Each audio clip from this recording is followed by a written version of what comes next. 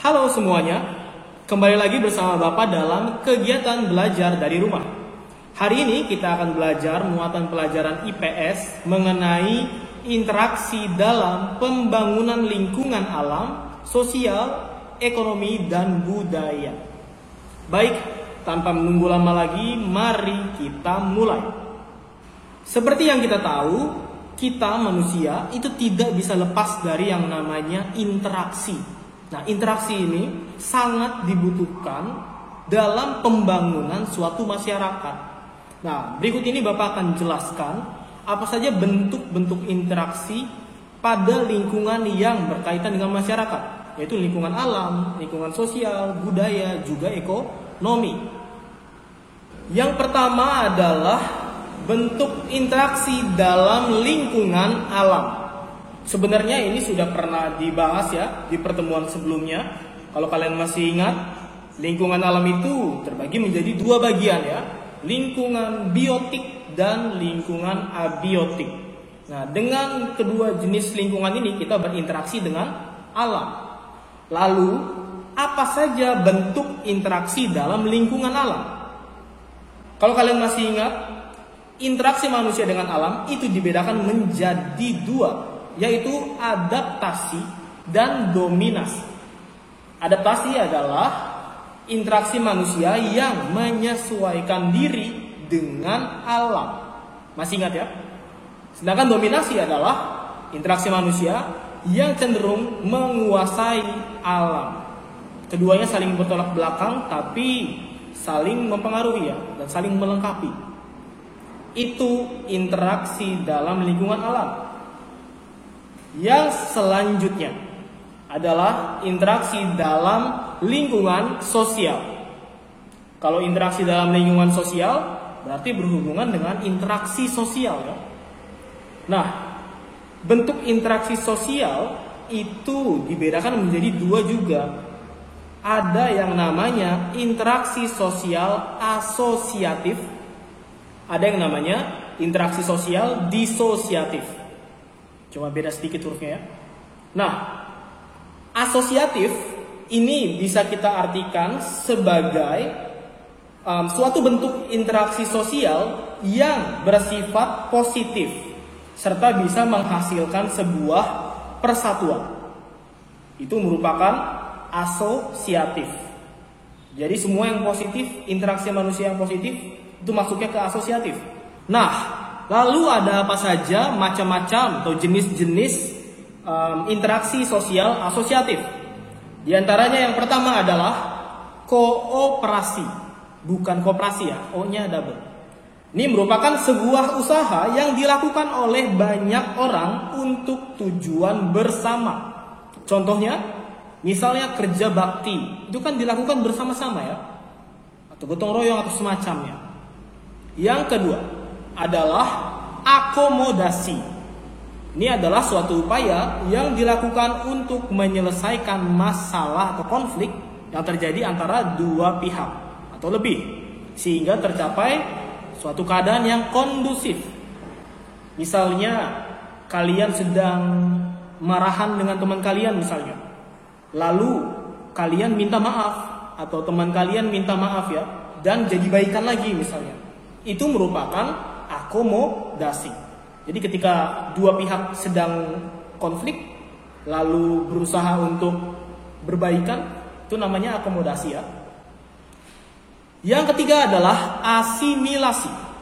Asimilasi adalah pembauran atau peleburan ya, penggabungan dari dua kebudayaan yang disertai dengan hilangnya ciri khas kebudayaan asli, sehingga membentuk kebudayaan yang baru. Jadi jika ada dua kebudayaan yang berbeda, kebudayaan A dan kebudayaan B misalnya, lalu bergabung dan membentuk kebudayaan yang berbeda dari keduanya yang sebelumnya, itu disebut asimilasi. Lalu yang keempat adalah akulturasi. Adalah dua kebudayaan yang berpadu serta bisa menghasilkan budaya yang baru tanpa harus membuat budaya yang asli menghilang. Kalau asimilasi kan ciri khas budaya aslinya sudah hilang ya, digantikan dengan yang baru. Kalau akulturasi, ini dia masih menjaga budaya yang aslinya. Misalnya budaya A dan budaya B ini membentuk budaya yang baru, tapi masih memiliki ciri khas budaya A dan budaya B ya. Jadi masih dijaga begitu. Ya itu tadi macam-macam atau jenis-jenis dari interaksi sosial asosiatif. Selanjutnya adalah disosiatif. Interaksi sosial disosiatif adalah bentuk interaksi sosial yang dapat menimbulkan perpecahan. Jadi semua yang negatif, interaksi sosial yang negatif ya, itu masuknya ke sini, ke disosiatif. Nah, jenis-jenisnya ada apa saja? Yang pertama adalah konflik. Ini istilahnya tidak asing lagi buat kalian ya. Konflik adalah proses sosial antara individu atau kelompok yang saling menentang, menjatuhkan, dan berlawanan dengan disertai kekerasan atau kontak fisik. Jadi tidak harus tidak harus melukai ya, bahkan bersentuhan aja kalau misalnya mereka saling berlawanan atau saling bertentangan itu sudah masuk ke konflik. Contohnya misalnya yang skalanya besar misalnya peperangan. Itu kan dua pihak yang saling bertentangan dan melukai satu sama lain kan, untuk tujuan masing-masing. Atau contoh yang lebih sederhana misalnya saat ada perkelahian. Saat ada perkelahian juga itu merupakan contoh konflik yang bisa kita lihat di kehidupan sehari-hari ya. Lalu yang kedua adalah kompetisi atau persaingan. Merupakan proses sosial yang dilakukan untuk mencari keuntungan atau kemenangan. Biasanya keuntungan atau kemenangan sepihak ya. Contohnya ya sesuai namanya, misalnya saat pertandingan bola misalnya. Itu kan masing-masing pihak menggunakan berbagai usaha untuk menjatuhkan lawannya ya, agar timnya sendiri itu bisa menang. Tapi setelah selesai dari kompetisi atau selesai dari pertandingan itu tidak ada lagi perasaan-perasaan yang seperti itu. Hanya dalam kompetisi saja. Nah, jika kompetisi ini dilakukannya dengan niat yang tidak baik, bisa jadi menimbulkan konflik ya. Jadi berkembang ke arah yang lebih buruk begitu. Lalu yang ketiga dan terakhir adalah kontravensi.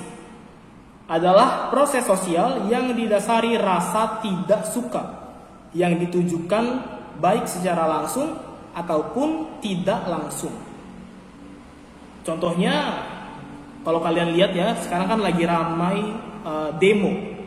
Demo itu kan menunjukkan rasa tidak sukanya terhadap terhadap instansi atau bagian yang sedang didemo. Jadi mereka menyampaikan aspirasi mereka, kenapa mereka tidak suka dengan hal-hal yang sedang berlangsung gitu ya. Itu merupakan salah satu contoh kontravensi dan ditunjukkan secara langsung ya, Kalau tidak ditunjukkan secara langsung juga termasuk kontravensi. Contohnya misalnya ketika kalian tidak suka sama orang tapi kalian tidak membicarakannya gitu ya, disimpan dalam hati gitu. Atau dibicarakan sembunyi-sembunyi, gosip misalnya. Itu juga kontravensi. Jadi didasari dengan rasa tidak suka terhadap seseorang atau satu pihak. Begitu ya. Lalu yang selanjutnya adalah interaksi dalam lingkungan budaya.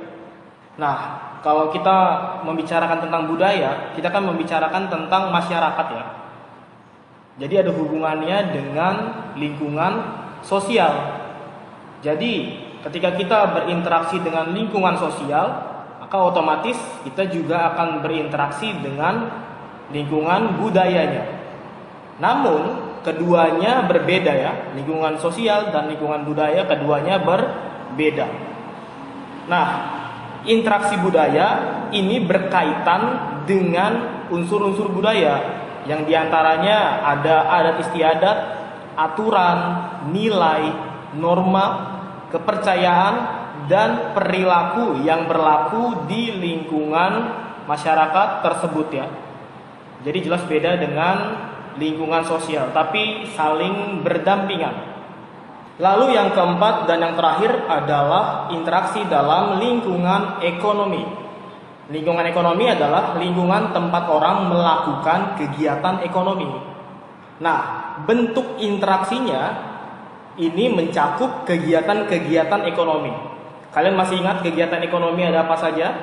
Di antaranya ada produksi, lalu distribusi, dan konsumsi.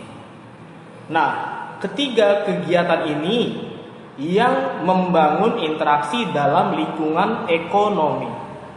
Misalnya ketika kita melakukan konsumsi, jelas kita harus berinteraksi dengan produsennya ya, entah itu pedagang atau penyedia layanan jasa dan semacamnya. Begitu juga dengan produsen. Produsen ketika melakukan produksi, dia tidak bisa sendirian. Bisa bekerja sama dengan distributor atau produsennya juga berlaku sebagai distributor. Dan masih banyak lagi ya hubungan-hubungan antara tiga kegiatan ini. Itu saja pembahasan kita untuk hari ini.